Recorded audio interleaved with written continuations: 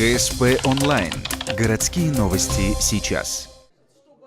Как нечасто можно встретить 2 десятка людей в костюмах разных национальностей. Нам выпала такая возможность в одной из фотостудий Ухты.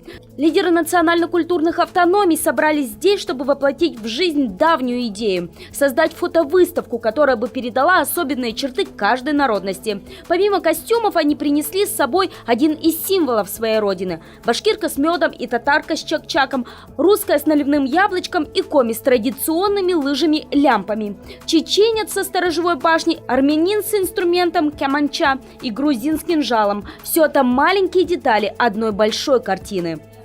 Когда мы задумывались над тем, как мы вообще это будем делать и что мы будем делать, у нас была задача показать не только костюмы, но и так как это все связано с Днем народного единства, мы хотели показать именно отношения между народностями и построить некоторые сюжеты, именно то, что Россия большая очень страна, в ней очень много разных культур, очень много разных народов, но тем не менее мы все вместе и все мы живем на одной территории.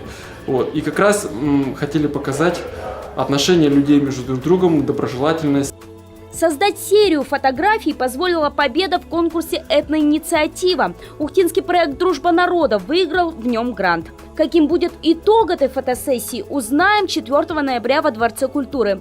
Выставку подготовят как раз ко Дню народного единства. После она будет передана в Центр коми-культуры, где будут проводить детские мероприятия для ознакомления с традициями разных народов. А уже в следующем году изображения лидеров национально-культурных автономий Ухты отправятся покорять Республиканский этнофорум.